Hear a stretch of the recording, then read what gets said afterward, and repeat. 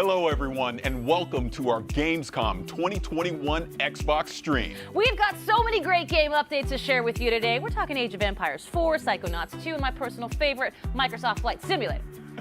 Later on, we'll take an extended look at Forza Horizon 5. There's so much going into this, and Playground Games' vision of Mexico is muy bonito.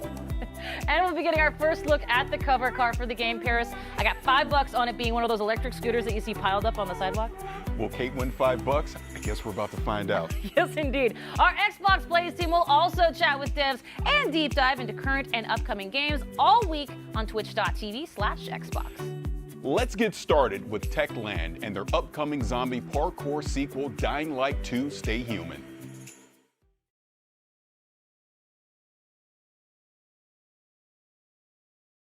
Hello, I am Timon Smektawa, Dying Light 2 lead game designer, and this is David Lubryka, animation director. Hi. We can't wait until December 7th to finally give you Dying Light 2 Stay Human, the game we have been working on really hard for the last few years. We're hoping the gameplay video you're about to watch will give you a foretaste of parkour and combat systems waiting for you in the game. And we are just about to enter the city, fighting our way through its brutal and dangerous streets. Though, as you will see in a moment, there are plenty of things you can use to your advantage. So watch closely, look for special combat and parkour moves, and check out how with just a bit of creativity you can combine the two. Ready? Let's go! Sometimes I wonder what this city looked like before all this.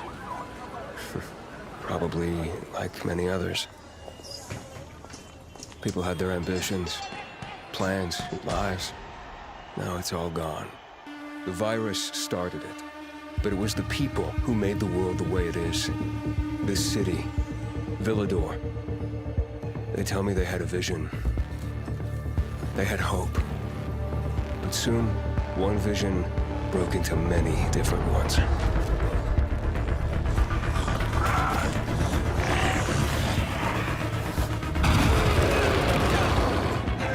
Instead of fighting together, people stood against each other. War broke out. Was it a little bird met a broken leg? Hope died.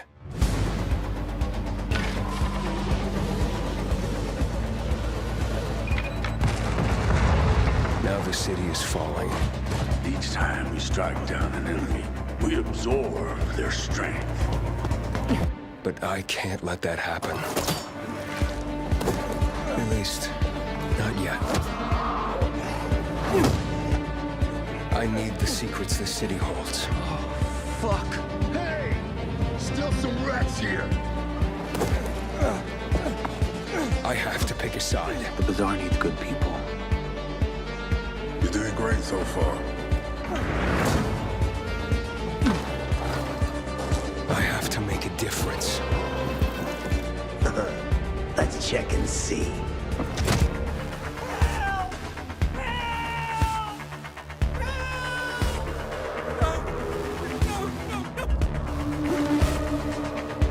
They say that great change is a series of small gestures.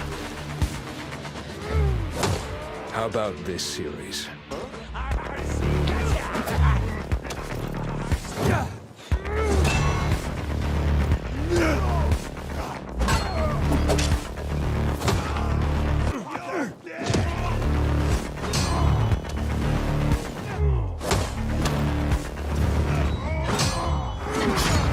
Is all hope really gone?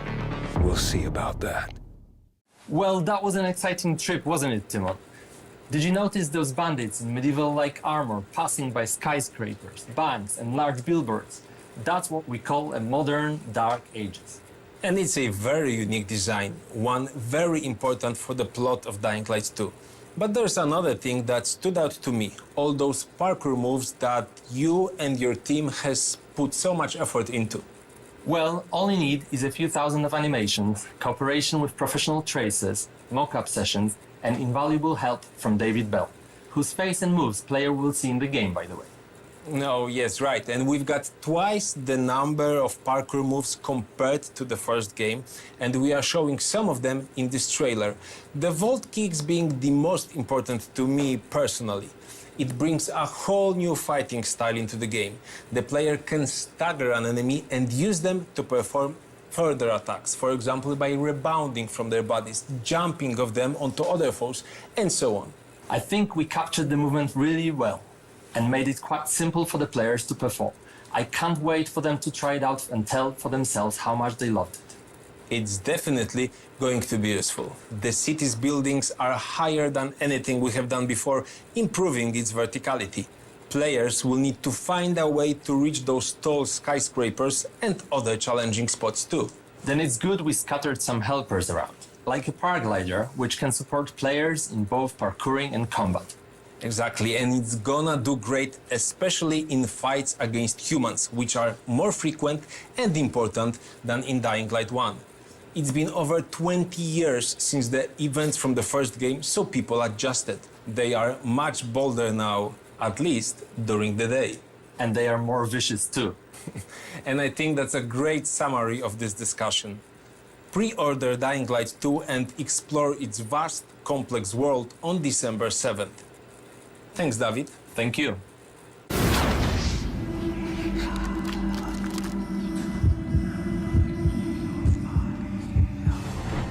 For the first time in the storied history of the franchise, Microsoft Flight Simulator launched on a home console with the release on Xbox Series X and S last month.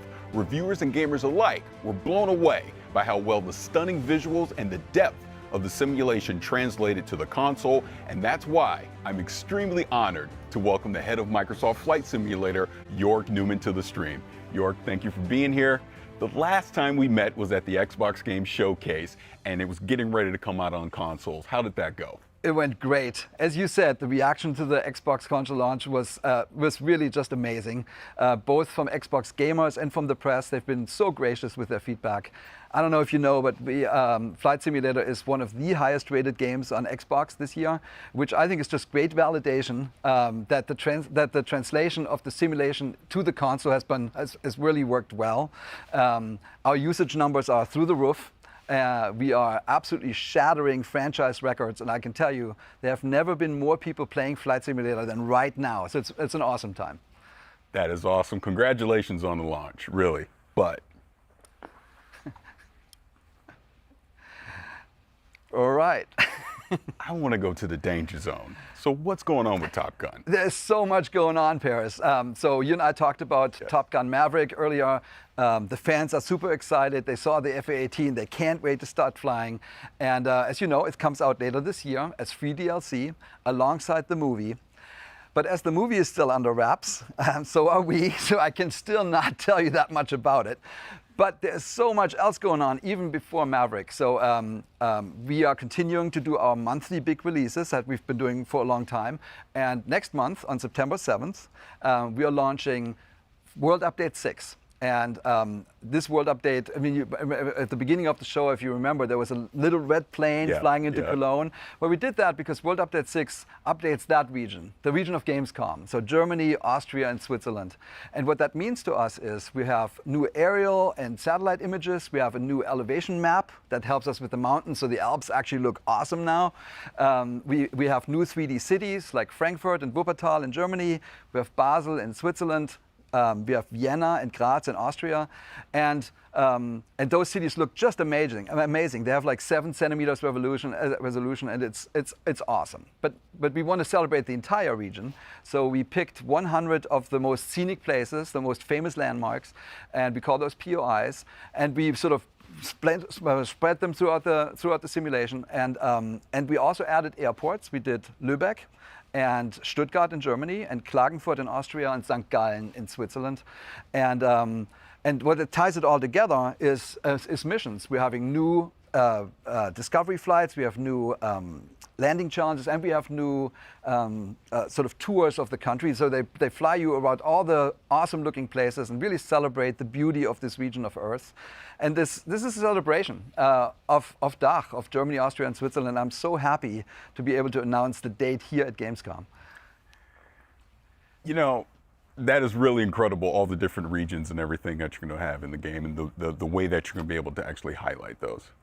Yeah, I think it's really cool. But for us, it's actually not just the region and the visuals. We talked a lot when you study aviation, when you love aviation like we do, you actually realize that a lot of regions of Earth have a very special relationship with flying, with aviation. Sometimes it's the first experiments with aircraft, or a famous pilot, or a feat of aviation, or like a local manufacturer. So we thought to ourselves, why do we not use these world updates to celebrate the planes? So we are announcing a new series. We call them Local Legends.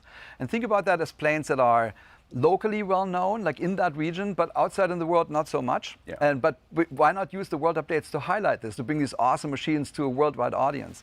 So for World Update 6, we picked a German plane from the 1930s. It's called Junkers U-52. In Germany, it's lovingly named Tante U, so Aunt U. And we think of us as sort of a digital preservation. So we really want to get these planes to an extreme level of detail. We're going out of our way to really go deep. So we're doing a full scan. We take full scans of the outside and the inside, as detailed as 1 millimeter, which is as good as you can really do this. And then we're working with, for the Junkers, we work with Bernd Junkers, who is the grandson of the original creator of the plane, Hugo Junkers. And he's helping us. He had a ton of insight and materials. Then we worked with an organization that is preserving one of the last surviving examples of the Junkers. So they let us scan and take photographs. And then we were lucky that to find a pilot that actually flew one of those planes while it was still flying in the real world. And he lets us know, like, is the cockpit right and the sounds right? Does it feel right in the air? So we're having a blast working with these experts to really to celebrate this plane, to bring them back to life. So this is almost like you're creating like a digital museum for aviation inside Microsoft Flight Simulator. Yeah, I mean, it's basically that. It's a museum with flyable planes. Yeah. So we're working with 40 museums around the world. And it's honestly one of the funnest parts of the job. You end up working with these curators of planes. These are their babies.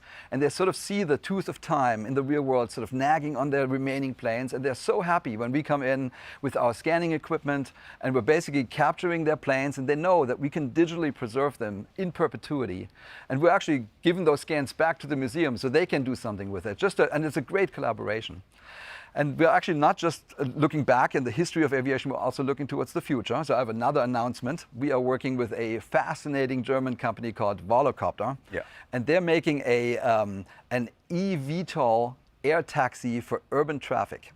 So they have a vision of the future, how these drone-type machines basically connect people in large cities. We're working directly with the engineering team to make sure that we are capturing their plane and their aircraft perfectly in the flight simulator, and that's coming out in November. I mean, you weren't kidding when you're saying that there's a lot going on inside of Microsoft Flight Simulator. Is there anything else you want to share? Yeah, there's one more thing. Yeah. I'm so happy to announce that we've partnered with RARA.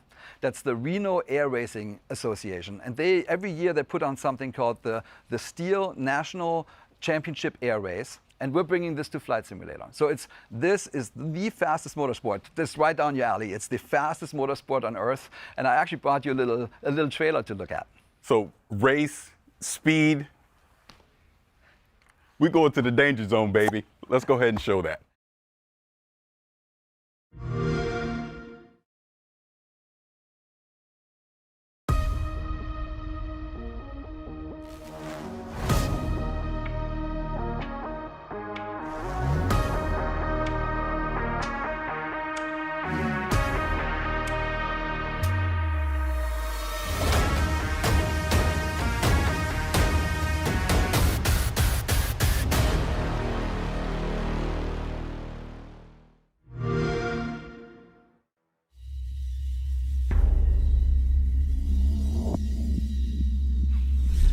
You know I like going fast, and you know I love being in the danger zone. When is this coming out? Man, these planes, they fly 500 miles, faster than 500 miles an hour, 50 to 250 feet above the ground. So you are definitely going to be in the danger zone. I mean, without going into too much detail, this Reno Air Race is actually the largest expansion we have since we launched on Flight Simulator. It's not just because we scanned all the famous race planes of the world. There's lots of them. This is also the first time when you can basically race against your friends and pilots across the planet. And so a competitive multiplayer is coming to Microsoft Flight Simulator, and that will definitely test your pilot skills. And you ask, when is it coming out? This is coming out this fall, so it's right around the corner. Oh, that is fantastic. And you know I have the need for speed, so I can't wait to get my hands on this and participate in some of these air races. Awesome, man. We got you covered. All right, thank you. If going fast on the ground is more your speed, keep an eye out for an extended look at Forza Horizon 5 later on in the stream. We'll also talk with Wasteland 3's game director about the game's next big DLC. But first, if you're an Xbox Game Pass subscriber, we have some great news for you.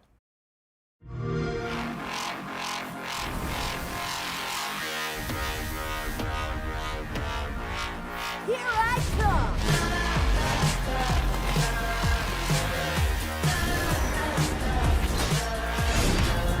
Build a weapon, one that blows the world away. Build a rocket that'll come and take away us all. Gonna come back, I am coming back in a day. Build a weapon that'll turn us into newborns again. Build a weapon, one that blows the world away. Build a rocket that'll come and take away us all. Gonna come back, I am coming back in a day.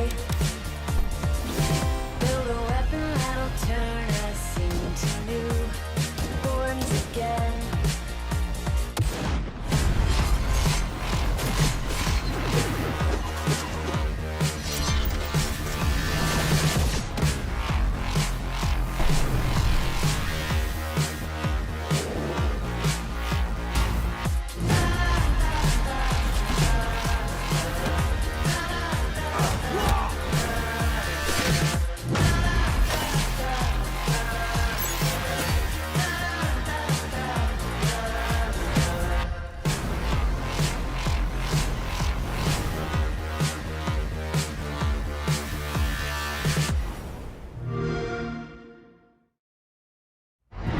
Yep, somehow they did it. They added even more games to Game Pass. But let's talk about what's coming up. We're talking Age of Empires 4, the game's creative director, and we're gonna see what's next for Sea of Thieves. But now, we've got a new roguelike retro shooter that, in grand retro fashion, sends you plundering through shifting dungeons to defeat a mysterious eldritch terror. Let's dive into the pit.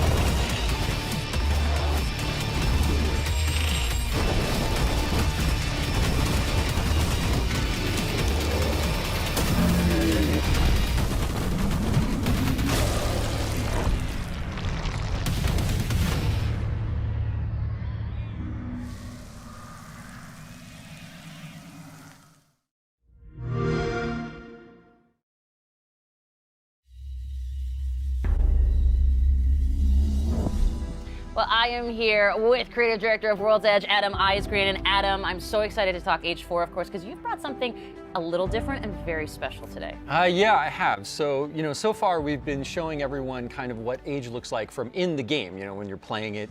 You've gotten to see a lot of footage of that. And we've also shown a little bit of our campaigns, right, through when we unveiled the 100 Years' War and showed Joan of Arc. But we have yet another way in Age of Empires 4 that we're kind of bringing history to life that we haven't talked about yet. See, you do this to me. You put me in suspense. I want to know more, so let's go with it. Let's hear more. Okay, wait, you get one moment of suspense.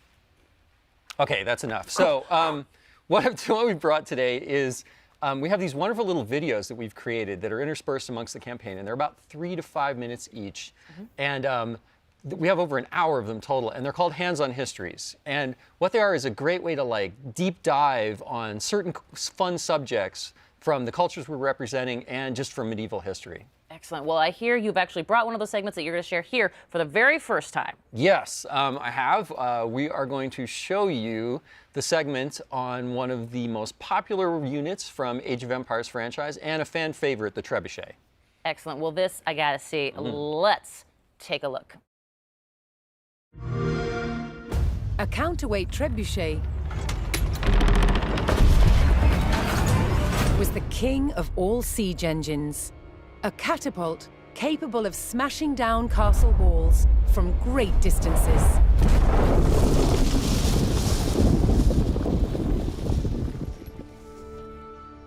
At Warwick Castle in England, they've built a replica, one of the largest in the world. Originating in 7th century China, by the 13th century, trebuchets had evolved into devastatingly powerful weapons. Such a simple design, but so effective. It has several key features. A pivoted arm with a weight at one end, and a sling to hold the projectile at the other. To prime, the 6-ton weight is raised using tread wheels. So this is one of the wheels, one of 2 that's attached to an axle, which would lift the counterweight, weighing 6 tons. It's based on muscle power alone. What's essential about launching a projectile as far as possible is making sure that this end of the arm is moving as fast as possible. So once that weight drops, it really sends this point of the arm moving at its highest velocity. This was done by positioning the pivot close to the counterweight and by launching the projectile from a sling. When released, the sling whips round, vastly increasing the launch speed. Trebuchets were carefully aimed, like modern guns. In order to weaken the castle walls or even breach them, you had to make sure that the projectiles hit the same spot every single time. For each projectile to follow the same trajectory, they all had to be the same weight and shape. To achieve this, masons used a gauge. Now I'm going to load this projectile into the sling. This one must weigh about 25 kilograms, but some projectiles can get up to 150 kilograms. That's the weight of 2 men. Trebuchets were also used to throw burning tar, beehives, even dead bodies. Anything to cause maximum distress to the enemy.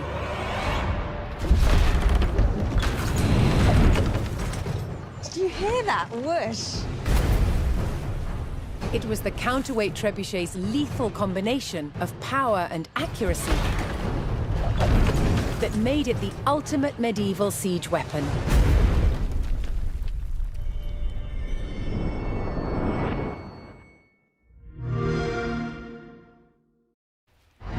You know I'm going to say trebuchet. Don't care, because that is awesome and remarkably unique, something you don't see in games very often. Yeah, so, you know, one of the things when we were looking at what we were going to do with Age of Empires 4, there's a phrase I'm really fond of, which is, history is only as interesting as the people who taught it to you. And you could say that about any subject, really, right? But I think the great thing is when you have someone that's so enthusiastic and passionate about history, it really comes across. And we wanted to be that kind of teacher for history. And there's a phrase called humanized history that I use to kind of describe what we tried to do, which is we tried to like connect past and present. And you can see that kind of in our briefings as well, where we've got like real stuff with like CG kind of overlaid to show you the history. And so for these, we really wanted to do that same thing. So ourselves and Relic partnered with this amazing group in the UK called Lion TV, and they've done production on an amazing amount of shows and documentaries for the BBC and won every award you can imagine for media. And they travel to all of these locations in all these different countries to meet with these subject matter experts and get all of this great footage on how things really worked and how things were made. And it's been delightful to kind of go through that process and get all these and finally start showing them to everyone. I love it. Now, you also, of course, you've got a bunch, as you mentioned, of these hands-on history segments. Anything else that you can tell us fans about what we can expect, looking forward to? Any favorites you got coming up? Oh, well, favorites. Oh, man. Well, I think my personal favorite is one called Medieval Surgery. Okay. And I'm going to let your imagination go with what we might show and what we might talk about in that one. Yeah. But the thing I love about them is that they go all over the place. So, we've got ones on warfare and castle building and like how they kept flaming arrows from not going out when you shot them. And but we've also got all of these ones on, like illuminated history and hawk falconing and, like horse taming, armor creation. And there's even one on Mongolian instrumentation, which is really cool because those instruments, we actually use them in the soundtrack for the Mongols when you're playing as them in the campaign, in the game. I mean, I just love the behemoth amount of history that you guys... Age of Empires, always known for bringing history alive in a completely different way. And I also love to mention this to people that you and the team do so much research. And it's so great to see this approach being used in a hands-on history kind of segment. But, I mean, what was that approach like to sort of, sell going forward, especially since it's such a unique in-game experience? Well, the cool thing was it was there from day one. It was one of the things I was really wanted to do is try to tell these stories in a different way. But I'll tell you, like full disclosure, it's been insanely nerve-wracking because we're trying something completely different that no one's ever done before in a game, right? We're history, but we're a game, but we're teaching you things, but you're having fun. And finding that middle ground has been really challenging. And every time we've tried to we've shown the campaigns or we've shown these hands-on histories, I've been like, oh God, it's gonna work? Like, people gonna like this? And the great thing is so far, everyone that's really experienced the entire thing put together have just been like, wow, this is great. And it's so different and kind of cool and refreshing. So, so far so good, right? But yeah, it's been a journey, to get all this done and put the whole game together. Well, I love that you mentioned journey because we are coming towards the end of this development journey for Age 4. Talk to me about where people can find and learn more about Age of Empires 4. I know they're all chomping at the bit. Oh, well, October 28th, we are launching the game. You can go to ageofempires.com to learn more about the title. And if you're really, really excited, right now, you can go onto the Microsoft Store or Steam, pre-order the game right now. And of course, we will be there day one, Xbox Game Pass for PC as well. So anyone that's on that can just grab the game and start playing. But yes, I believe you are a part of something very special. Yes, so Gamescom opening night live. Yes. 11 a.m. Pacific time. There might be something Age of Empires related in there, so if you're a fan, you probably should tune in. Oh, a bit of a tease from Mr. Ice Green. Maybe. And I like it very much. Adam, thank you so much for joining us here. Always a pleasure, Kate. Always a pleasure. Age of Empires 4 looks fantastic, so I cannot wait. October 28th, neither should you. Now, we have tons coming up here today, including a new update for State of Decay 2 and an extended look at Forza Horizon 5 with our friends at Playground Games. But now, let's catch up with Paris, who's gone from flying the skies in Microsoft Flight Sim to a different kind of cloud. That's right, Kate. Xbox Cloud Gaming is already available on Windows PCs, mobile phones, and tablets. And now, it's coming to Xbox consoles.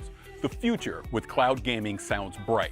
No waiting to install, no running out of hard drive space, no waiting to patch, and no buying a new console just to play with your friends. See how the vision of cloud gaming will bring people together without barriers. So when I think about cloud and when I think about gaming, those two things together to me really show you the future where you can pick up something and you could play it anywhere and you could do it quickly.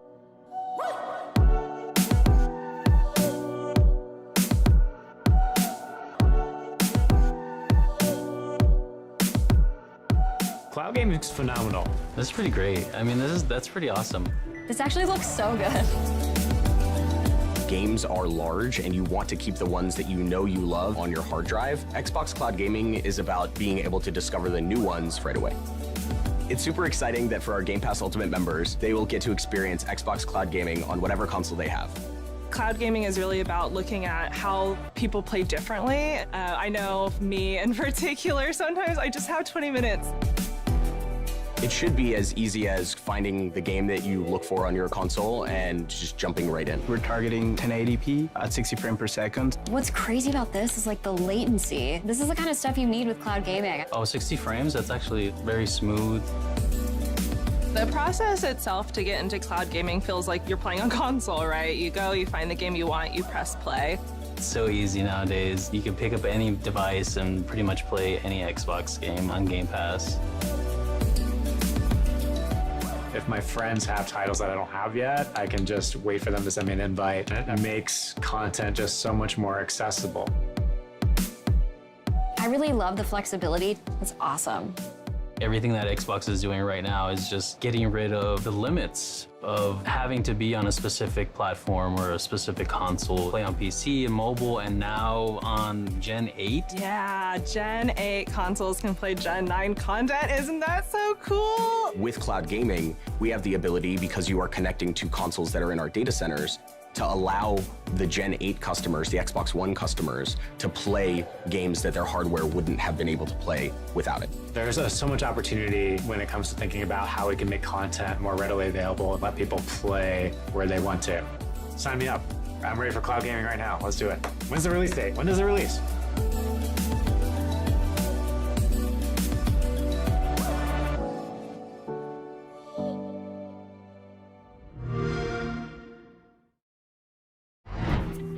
August 9th saw the release of the free optimized update for Hellblade: Senua's Sacrifice on the Xbox Series S and X. With beautiful and rich visuals, thanks to the addition of ray tracing and improved materials alongside performance updates, this is the perfect opportunity to relive Senua's journey or experience it for the first time. And if you haven't played this, do yourself a favor, grab a pair of headphones and immerse yourself into this world. Agreed. Speaking of unique experiences on Game Pass, the Xbox Plays team will be taking a look at some ID at Xbox titles over the next few days, including 12 Minutes and The Big Con. They're also talking with developers from Halo, the Master Chief Collection, Forza Horizon 5, and Destiny 2. So join the live Q&A to get your burning questions answered. You can catch all of those streams on twitch.tv/Xbox. Speaking of Forza Horizon 5, don't forget our friends at Playground Games will give us an extended look at their monument to motoring in Mexico later on. That includes never-before-seen areas of the game map, plus cars that have never been in the Forza franchise before. I've loved everything I've seen of Forza Horizon 5 so far, and I can't wait. Now, Kate, there's more games to check out, right? Well, right you are, Paris. Let's talk Wasteland 3.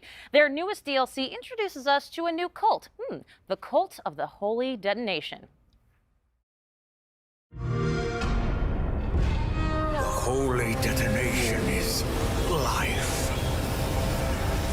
Deep within Cheyenne Mountain, we've changed. Devolved into the mutations you see before you. Set on a righteous path. The Holy Detonation's life-giving glow should be shared with everyone.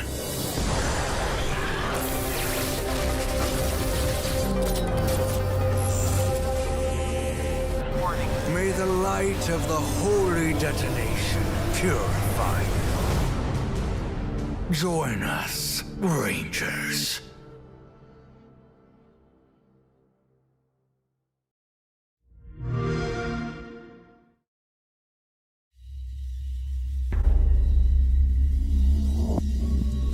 With new patches, bug fixes, and added features, like a fine wine, Wasteland 3 just gets better with age.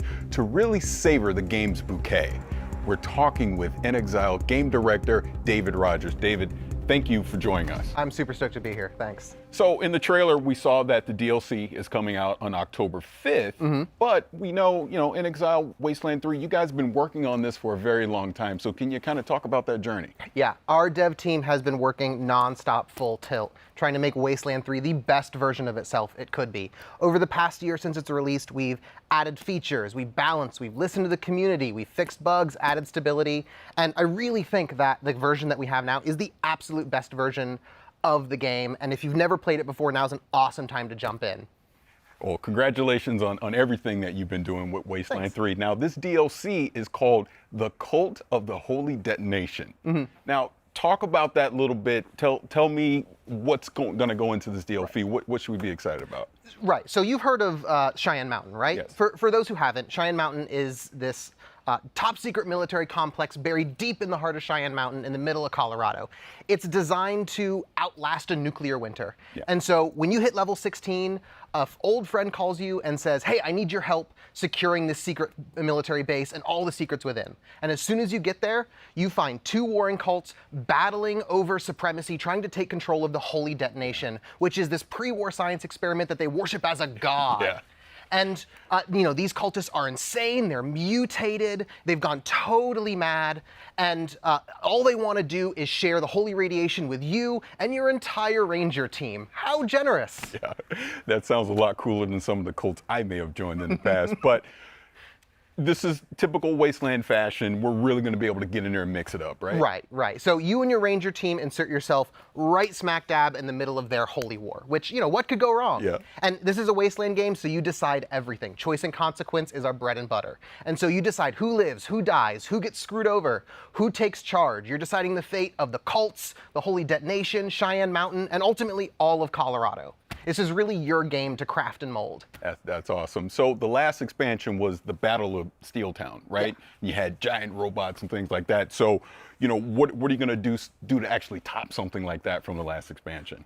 Right. So we wanted returning players to find something that they could never find in another version or in previous versions of Wasteland 3.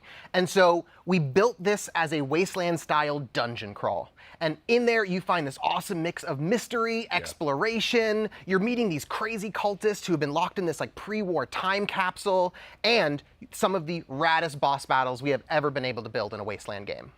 That's awesome. I want to get back to the crazy cultists, but talk to me about these big boss battles. I want to hear more about that. Right. So we took the best parts of Wasteland combat and we breathed new life into it with objective-based combat, which are basically super rad boss battles. It's no longer you're huddling in a corner, throwing down turrets, just going on murderous rampages. It's not about killing, it's about getting the job done. And so now combat doesn't end until the mission is over. We send you on proper combat missions. You're in there breaking into prisons, rescuing POWs. You're disrupting these high-tech cultist rituals. You are splitting your fire team and coordinating like you never have had to before. Everyone on your team has a job, and I really think this is going to take old players who know their ranger team like the back of their hands, and it's going to make them scratch their head and really have to rethink how they go about combat and making it new, exciting, and challenging mentally in a way we haven't been able to really do before with just straight-up murder combat. Now, Wasteland has a reputation for getting a little silly. Right. What are some of the weird characters we can expect in some of the story encounters we'll see in the game? Yeah, with Cult of the Holy Detonation, we really got to cut our devs loose and just let them be creative and fun and silly. Exile's modus operandi is if we're brainstorming and something makes us laugh, we just put it in the game. That's just how we do it, and we pick up the pieces afterwards. Because we want to make something that entertains us, and then we know if we're having fun, our fans are going to have fun along with us. And so we got to explore, really letting you get deep into this weird radiation cult and let you interact with them and talk with them and tell stories and maybe even join them. And so for instance, one of the characters you meet, one of the first cultists you meet, is this slathering beast. He's got claws and fangs and spikes jutting out, and he's drooling, but he's the nicest guy in Cheyenne Mountain. You meet him and he's like, hey guys, you should come in here and soak up some of these rads, it'll be great. And he Sherpas you in and lets you meet the whole cult. And another one of my favorites is the Proteus. He's what you get if you took 20 cultists and you melted them into a big pile, kind of I would do this with a magnifying glass. I would melt army guys and G.I. Joes into a big pile, and he's wet and sloppy and gross, and he's hard to understand, and he needs a translator supposedly, but he's your number one fan. And getting to build this totally out there wild extreme character was a ton of fun to write for. It's a ton of fun to explore what makes this cult tick, and he's an absolute blast. Hell, even some of the weapons that you find in Cheyenne Mountain, they're devolved cultists. There's one guy, and he kind of devolved into this vomiting bagpipe creature, and he has this real kill me vibe about him. We get to play with these fun body horror themes that let us jackknife between sort of like dark and serious and like goofy and funny, which is a line that Wasteland really loves to ride. Like, you know, a lot of really important stuff is at stake, but, you know, the Wasteland's a pretty bizarre place. Oh, I can imagine. Now, we talked before, you've been working on Wasteland 3 for a while. There's already expansions that are out there. But say I'm a new player. Say I'm watching this right now and I'm like, man, I want to get into Wasteland 3. What would you suggest for new players wanting to get into this? And like I said at the top, like Wasteland is like the best version of itself right now because of all the work we've put into it over the past year. And so you can get the whole thing with the Colorado collection. That's the base game plus Cult of the Holy Detonation and Battle of Steeltown, all for a discount. Or if you have Game Pass, you already have Wasteland 3. Just download it and play it. And then you can get both expansions with the expansion pass. That is awesome. Now, to kind of recap this a little bit, we've talked about, you know, spewing pus bags and these weird characters and the cults and the boss battles and all these really cool things that are going to be in Wasteland 3. But please remind everyone before we get out of here, when can you pick up this DLC? Right, this Work of Passion, it comes out on October 5th. And we're really stoked. That is awesome. So this is the Cult of the Holy Detonation. Cult of the Holy Detonation coming October 5th. David, thank you so much for joining us. Thanks, Barish. Appreciate it. All right. In the 3 years since its launch, Sea of Thieves has played host to some incredible crossovers, including unique ship sets inspired by games like Battletoads, State of Decay, Halo, and more. Today, we're excited to announce a brand new special event that will award players an all-new ship as a part of the latest wild crossover heading to Sea of Thieves. Better yet, this event begins tomorrow, so get ready to make some mayhem, and let's get our first look at this very special ship.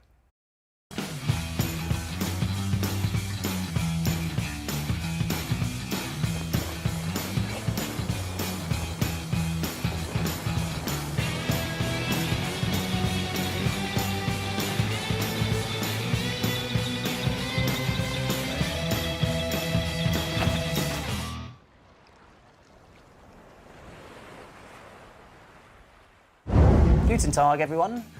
Really cool to be a part of this all-digital Gamescom event. And we were thinking, what's the best way to kind of celebrate Gamescom and to be a part of this as Sea of Thieves? And so we're really excited to reveal that we're bringing the Mayhem ship set that you've just seen, a really, really cool ship that's inspired by Borderlands, into Sea of Thieves, and we're giving all of our players a chance to earn it during kind of the Gamescom time period. So it's been really cool to work with the Borderlands team to bring this ship to life, and giving all of our players the chance to earn it as part of this live event that we've cunningly titled Mayhem. You might notice the link. So you can probably guess the kind of activities that are involved, but if you head to Lorena at any of the outposts in the Sea of Thieves world, she'll be able to fill you in on the details of what you need to go do to earn the ship set. So we hope everybody gets a chance to take part in this awesome time-limited event. So it starts today, and it runs through to September the 7th. So that's the time period you've got to get your hands on the Mayhem ship set.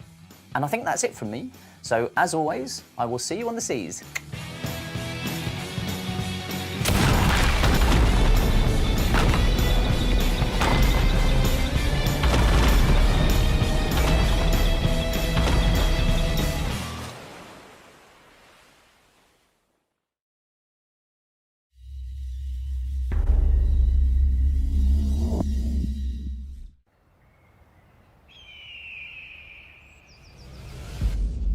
Hope.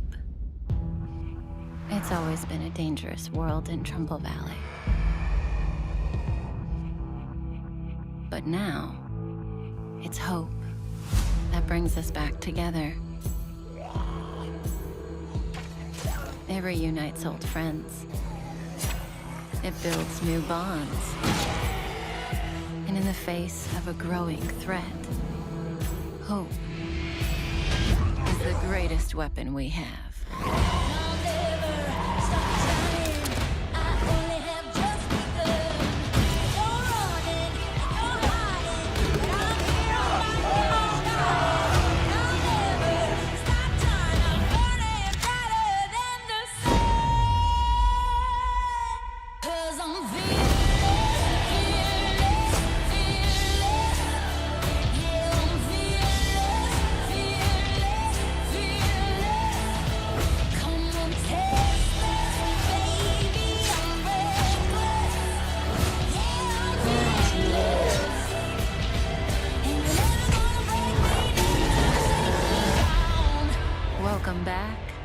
to Trumbull Valley.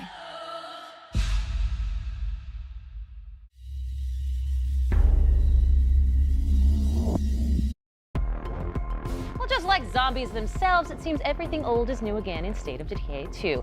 And we have a guest to walk us through this Undead update. Please join me in welcoming Undead Labs Director of Communications, Wonder Russell. Hello, Wonder, how are you? Hello, I'm great. It's great to be here, talk about the Homecoming update releasing on September 1st. We are very excited to get this into players' hands. You are indeed. So let's talk about the Homecoming update. Obviously, we are coming back to Trumbull Valley. We were there for Heartland, the update, back in 2019. Talk to me about the differences, and I'll sit right here and listen, because you're adorable. So Heartland is the story mode within the game, but it's a very linear, narrative-driven experience. You know, players couldn't move their communities there. So that's all changed with the Trumbull Valley map. It is the 5th core open world map. It's fully remastered, and it expands into 2 territories that were completely inaccessible in Heartland. So players can return to Trumbull Valley with their communities, start new communities there, and really start exploring everything that the new map has to offer. So then would Homecoming be a sequel then to Heartland? Yeah, exactly right.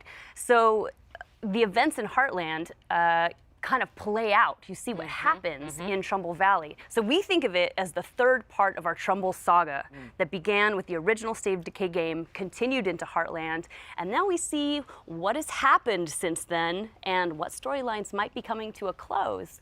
So there is a lot for players to discover, a lot of environmental storytelling to find, and you know, things have changed. So this isn't the Trumbull Valley that players might remember. So that's going to be exciting. Interesting. Well, and anytime you expand something like Trumbull Valley, you just have to have a juggernaut of content, pun intended. Talk to me a little bit about what some of those things are that players can get in on here now in the expanded Trumbull Valley. Yes, a ton of new content. In fact, we're doing something unique with the Trumbull Valley map. There are items there that you can only find on that map and nowhere else in the game, including 12 new hats and outfits, 10 new very cool weapons. We've got 6 new bases, 2 new achievements for achievement hunters. And on top of that, we are adding the game's 12th bounty pack. So that will be available from the bounty broker across all maps. And I have to say, they are some of the coolest weapons I have ever seen go into the game. I'm so excited for people to find them. A juggernaut amount of content, and I don't care who sees that second pun of the day. That works out great. But let's talk about the State of Decay community, because it's absolutely an integral part to this entire franchise. And State of Decay being on Xbox Game Pass, how has that impacted the community? How has that impacted the game? Talk to me about those. It's been fantastic, and you know, we have an amazing community. We love them so much. In fact, one of the reasons we're doing Trumbull Valley as a map is because it was one of the most requested features from the community, which also makes it very exciting for us to be able to say, we did it, you get it. And we have a major milestone that we're celebrating. State of Decay 2 has 10 million lifetime players. 10 million lifetime hang your hat on that. I absolutely love that. That really grateful. Incredible, amazing news. Congratulations to you and the entire team at Undead Labs, man. Fantastic work. Well, speaking of Xbox Game Pass, let's give me the deets one more time when it comes to the update. So the update releases September 1st. It's a free update for all State of Decay 2 owners, and it's included with Xbox Game Pass. Happy Homecoming. I love it. Thank you, Wonder, very much. My pleasure. Now we move from Trumbull Valley to the Lost Valley of Akria. This mystical location trades zombies for ancient warrior clans, forgotten temples of long-dead god kings, and a healthy dose of hack and slash. All this awaits in Strayblade.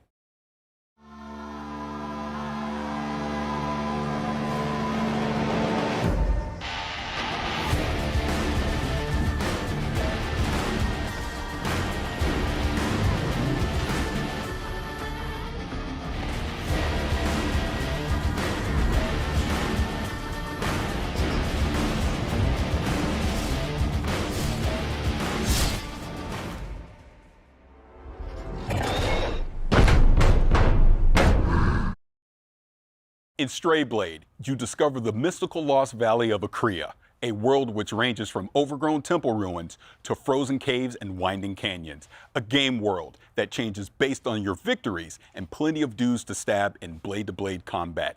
If that weren't enough, you even get a fuzzy little pal to help you out. Between the epic fights and this small guy, there's clearly a lot going on here. So let's hear more from Point Blank Games about Strayblade.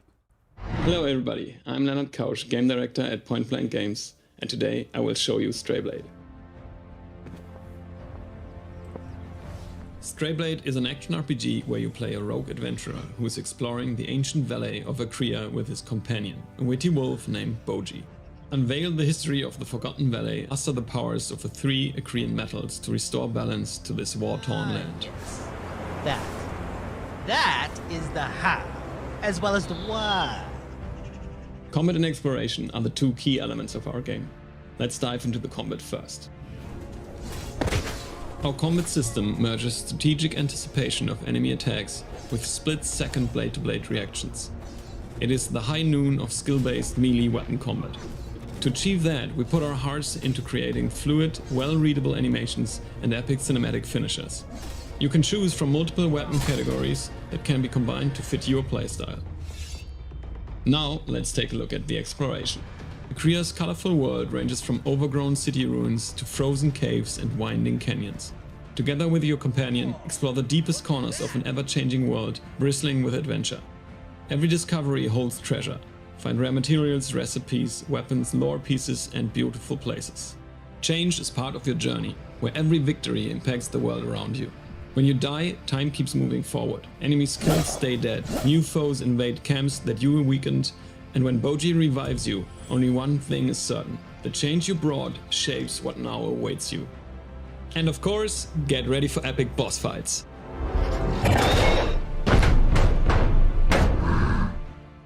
We hope you enjoyed the first look at Strayblade, which will be out next year. And keep an eye on our social media channels for more information.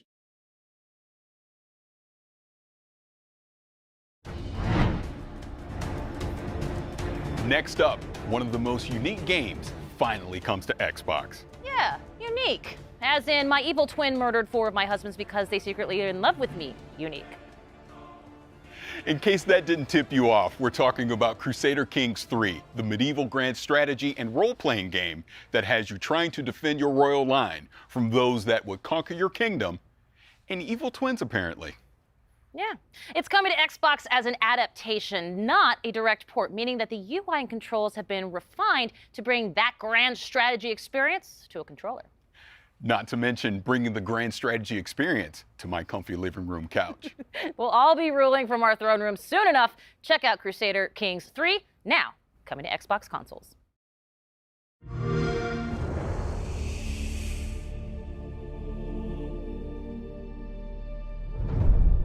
My son, we must never forget the crimes committed against us.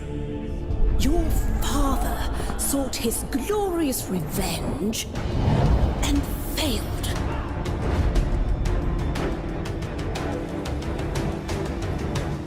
He never understood that the greatest wars are won with weddings, not warriors. With daggers, not swords.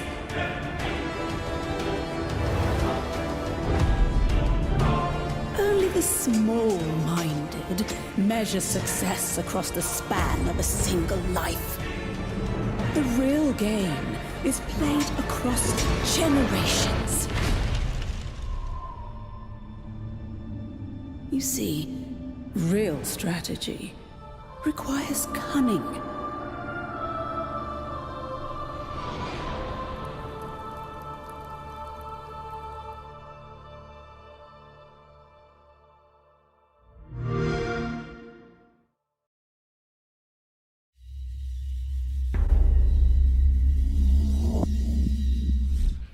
Crusader Kings 3 is wild. You really haven't lived until you've made an 8-year-old the King of England. Well, it's nice to have hobbies. We've all gotten into some weird stuff this past year. Weird like diving into people's brains and exploring their mental universes projected into a psychedelic 60s wonderland kind of weird? Exactly that kind of weird, which means I am so excited for Psychonauts to finally get a sequel. It has been so long. There really is something special about Psychonauts, isn't it? There really is indeed. Now, think about this. 2005, when Psychonauts originally came out, was a different time for gaming. Most of the biggest games that year, we're talking Resident Evil 4, Battlefield 2, Call of Duty 2. They were great games, for sure, but they were all big, beefy shooter games. Meanwhile, Psychonauts had humor, whimsy, and surprisingly heartfelt moments. It was an oasis of color and humanity in an era when games were increasingly turning grimy, dark, and combative. Not to mention having some deceptively deep character moments. That's why the original is considered a cult classic. It has been a long time coming, and it is finally here. Enjoy this long-awaited launch trailer for Psychonauts. Well, this shouldn't take too long.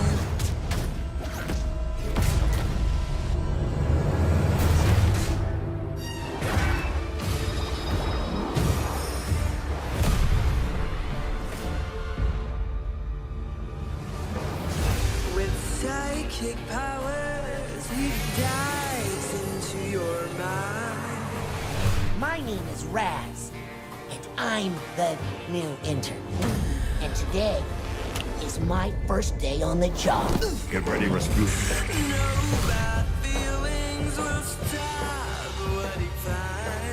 Did you forget everything I taught you about levitation, Rasputin? I'm not supposed to check out equipment to interns. You did what? Can't we just... No. Quit picking on the new kid. We were all new once, in case you forgot. I've got eyes on the target. And I've got eyes on me. All I see is another unruly peasant. Oh boy. When Nando misfires, turns our world on its side. Only one man can save us. Mind reader. It wouldn't be the first time the Psychonauts underestimated Maligula's power. Fire! Leave it to me.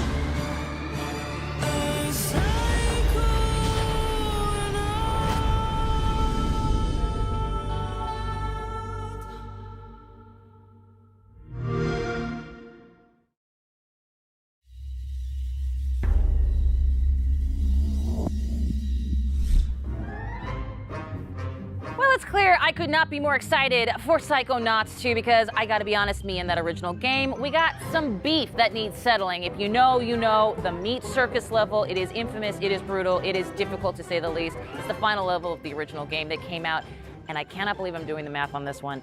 16 years ago, Tim Schafer and Lizette Teatree Montgomery. I am definitely dating myself, but you all welcome from Double Fine Productions. Thank you so much for being here. Tim, can you believe it has been 16 years? I almost said 19 years. Yeah, it feels like only yesterday, but it kind of was for Raz because the story picks up right where the first game left off. And even though it has been a lot of years, it's a game that matters a lot to us. We really love it here at Double Fine, and we know that a lot of fans, it meant a lot to them. And so we really want to be true to the spirit of the first game, which we were able to do because we brought back a lot of the same voice actors, and we also have a lot of people on the team here that worked on the first game, as well as bringing on a bunch of new people like Lisette. Thank you. It was really important for us to carry the legacy forward, especially the cool style of Wonk that is very prevalent in the first game. Style of Wonk. Just put it on a shirt. I'm in there for it.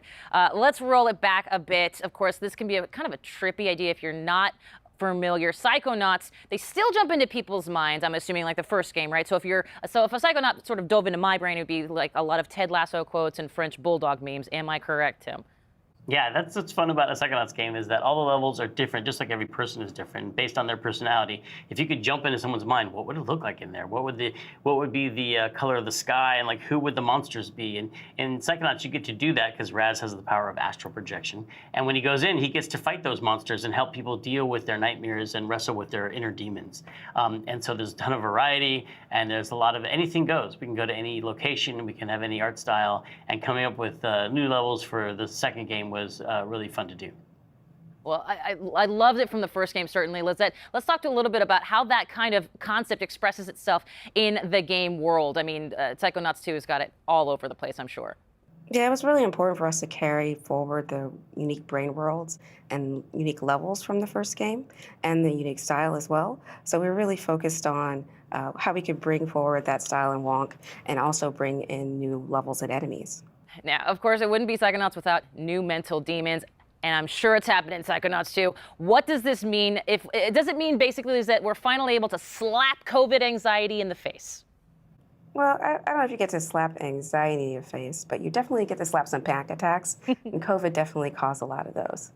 In addition to panic attacks, some of our old enemies have also come back. Our sensors are our favorites, and they're definitely here.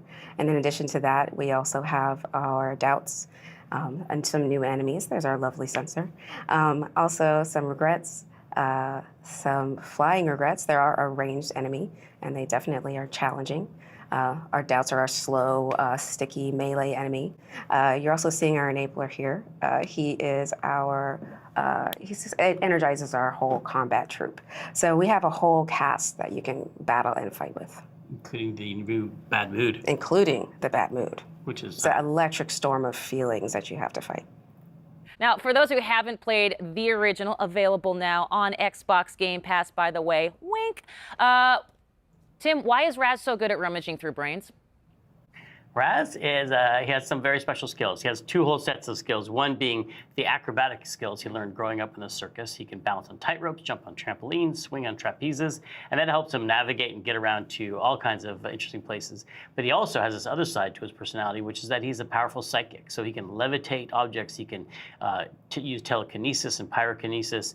He has these powers, which people might recognize from the first game, as well as 3 new powers for the second game. He has the ability to mentally connect thoughts together, and he can connect 2 thoughts and actually connect 2 thoughts together to solve puzzles and to navigate in this game. He has the power of time bubble, which is just change and slow down how things are moving by changing people's perception of time.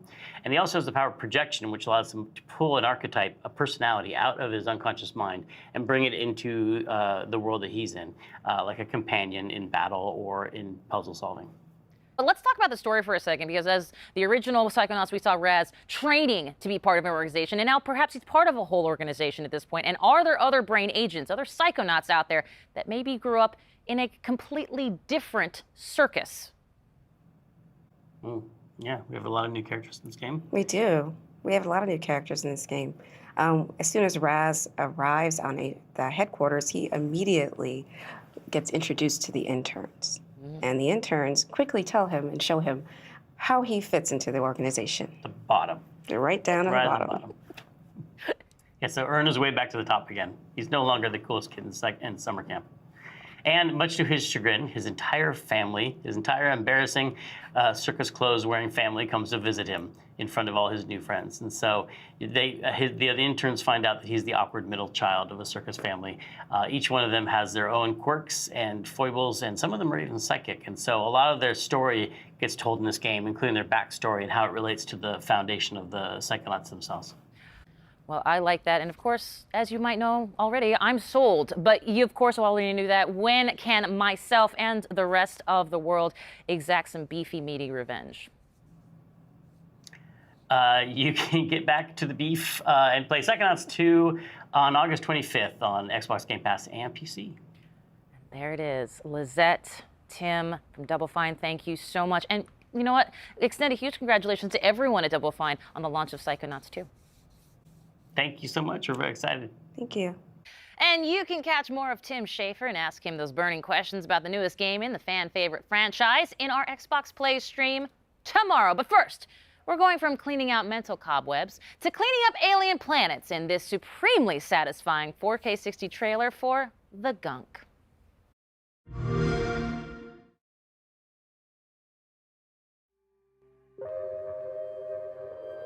I don't like this weather. I'm pretty sure the ship's insurance won't cover alien storm damage. You have to be careful out there. The Gunk's eating everything here. This planet is literally a paradise when the Gunk's gone.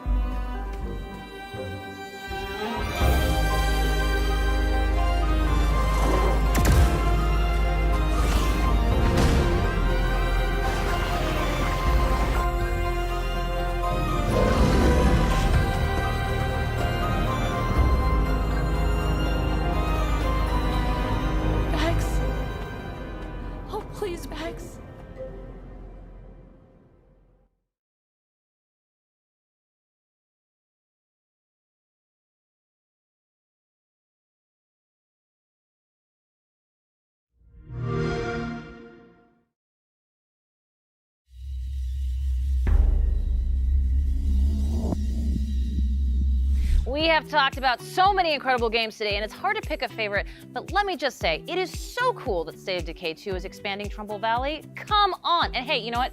Great job on that Flight Sim interview. Oh, thank you. I mean, talking to Jorg is always a blast, and Flight Sim is such a special game to me because, I mean, it's literally letting me travel the world. But I was staring daggers of jealousy watching you talk to Tim and Lizette over at Double Fine. Well, I will say this, I understand, but you got to play Psychonauts 2 already, so I don't even want to hear it. That's true, but it's not the same as talking to the creators. Just trust me when I tell you, be excited for Psychonauts 2. I will say this as well, I am excited to see even more of Psychonauts 2 on our Xbox Plays streams. Yes, don't forget, Xbox Plays will recap all the week's news throughout the week at twitch.tv/Xbox, so make sure to check that out. Before Kate and I let Playground Games take the wheel, let me just say that it has been our distinct pleasure to chat games and nerd out with everyone today. Oh, it's hands down the best part of the job, for sure. But we're far from done here. Too true.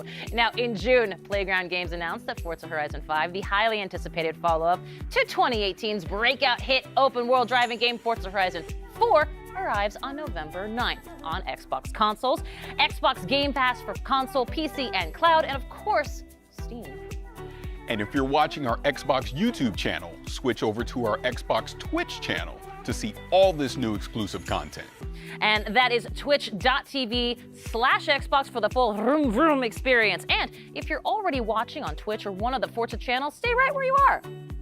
Without further ado, let's dive in, starting with the new custom Forza Horizon 5 controller, which is available for pre-order today, so players can have it in hand by November 9th when the standard edition of the game launches.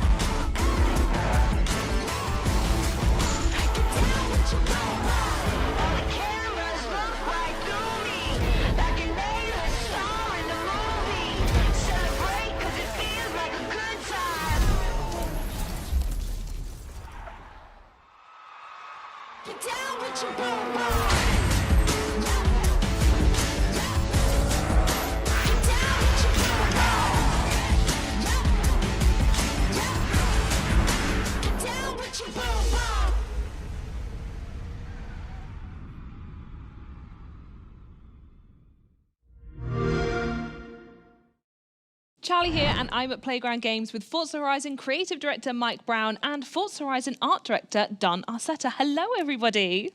Hi, everyone. Hi, Charlie. Hey, Charlie. Hello. How cool is this? That is stunning. Look at that. Well, we obviously just saw a really cool video about it, and I'll be the first to say there is an amazing influence of Mexican car culture and music literally splayed right across the front. Isn't that right? Absolutely. It just feels like it's a part of the Horizon Festival, like it's just dropped out of the game into your lap. Absolutely. Absolutely love it. And there's so much we do want to show the fans, and it's been quite difficult to decide where to start. So can you maybe tell us a bit more about the game, Mike? Sure, yeah. So Forza Horizon 5 is bringing the Horizon Festival's unique brand of fun and freedom to beautiful and vibrant Mexico. Players are going to set out across the largest, most diverse open world we've ever built in hundreds of the world's most beautiful and exciting cars. Yeah, and people think that Mexico is just a desert or a beach, but there's so much more to it, isn't there? That's right. Even though it does have pretty awesome beaches and a number of amazing deserts, it also has vast canyons, hidden temples, awesome, beautiful historic cities, and even a towering snow-capped volcano, the highest point we've ever had in a Horizon game. So you've talked about how Forza Horizon 5 showcases powerful, all-new graphical features, but what more can you tell us about that? So yeah, our Mexican HDR sky captures really illuminate the world to the point where you feel like you're really there. And thanks to the Xbox Series X and S, ray tracing is utilized in Forza Vista to really make our cars look more true to real life. You'll encounter the smallest of details as you travel throughout the world, all rendered in striking realism. Oh, that's such an exciting overview. I cannot wait. And next up is something we know that Forza Horizon fans have definitely been waiting for the most. Mike, what exactly is that? Yeah, that's right. We are about to reveal the cover of Forza Horizon 5, featuring the incredible Mercedes AMG 1 and the 2021 Ford Bronco Badlands. Should we take a look? Let's do it, yeah.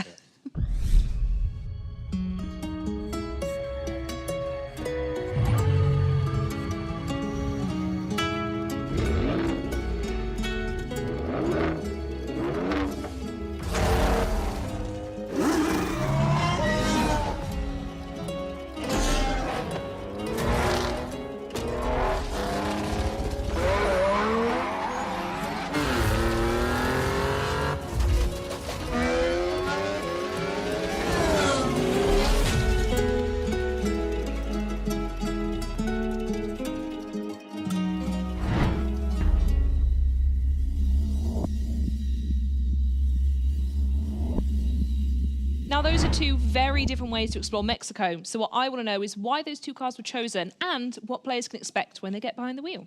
Yeah, so those differences are exactly why we chose them. The Mercedes-AMG 1 marks the first time a car features Formula One hybrid technology almost one-to-one from track to the street. And with the 2021 Ford Bronco Badlands, that's primed for rugged off-roading across Mexico's vast terrain. And I'm certain people can't wait to see more of what these cars can do in the game, so I don't think we should keep them waiting any longer. Mike, can you tell us about what we're about to see next? Yes, so in a few moments' time, we'll be kicking off a Forza Horizon 5 Let's Go stream, and everybody should check that out for a big deep dive into loads of new content and features from Forza Horizon 5. But before that, we have 8 minutes of brand new gameplay where we're going to see both the Mercedes-AMG 1 and the 2021 Ford Bronco Badlands. And in typical Horizon fashion, we are going to see active volcanoes, cars jumping out of cargo planes, and a race under beautiful Mexican skies all the way to the Horizon Festival. Should we check it out? I think we should.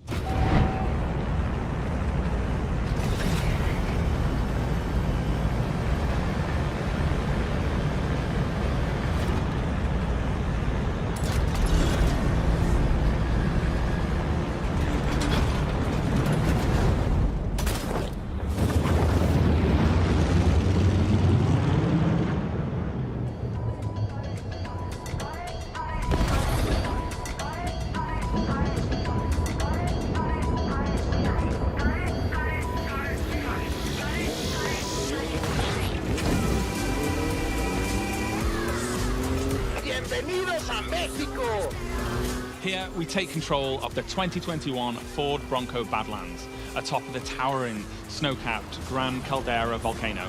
See you on the other side!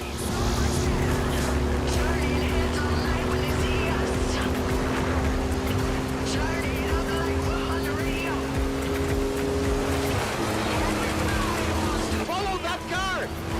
Past me! Yeah, we do it our way.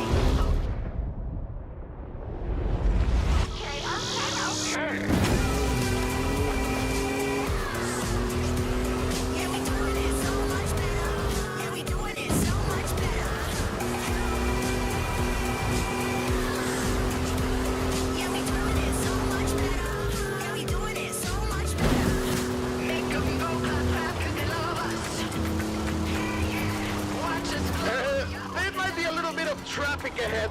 Watch out for that.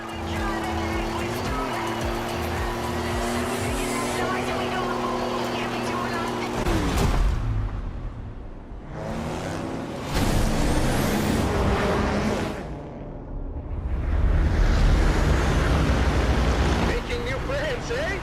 You go enjoy yourself. I have to go make another delivery.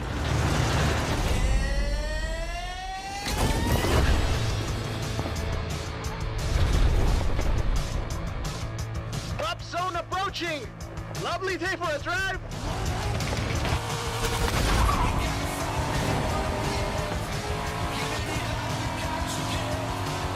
So now we see the 2020 Corvette Stingray tearing up the asphalt towards a dust storm in the Mexican farmland.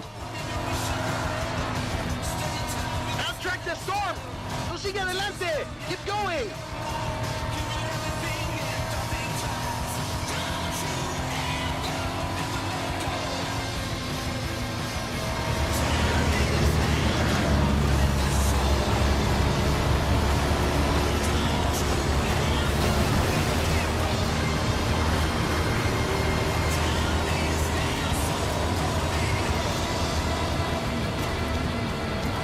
Okay, there's no other way around. We've got to go through it.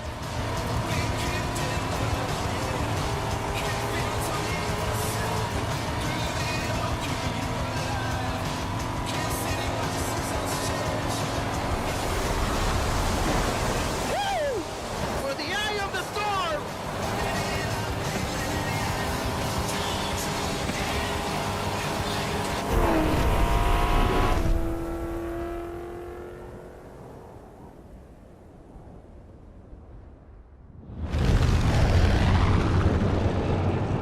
Okay, on my mark.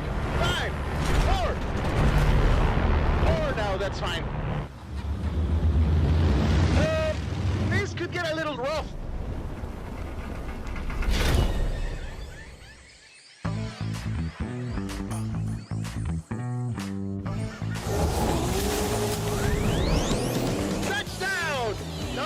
scratch. The jungle awaits. Next up is the Porsche 911 Desert Flyer, crashing through the dense jungle tree canopy. Flamingos!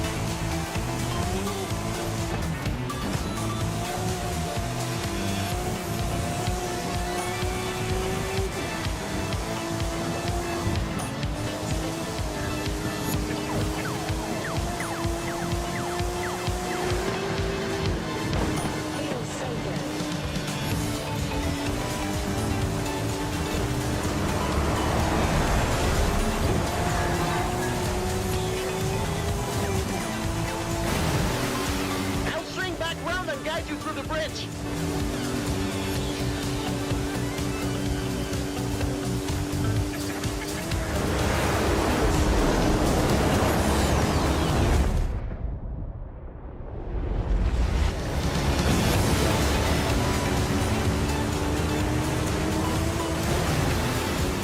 ¡Qué maravilla! You're not gonna believe your eyes when you see this. Keep going.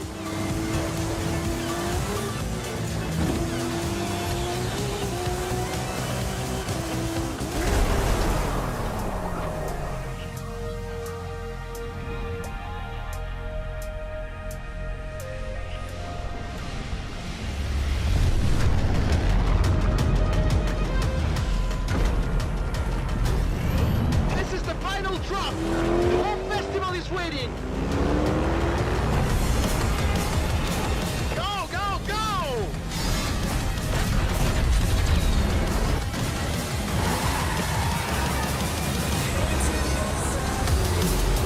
What do you say? First to the festival wins? Vámonos!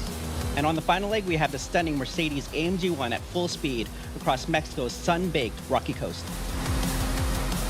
Horizon! This is Mexico! We've already had cars falling out of the sky, but all eyes are on the superstar making their way to the festival right now!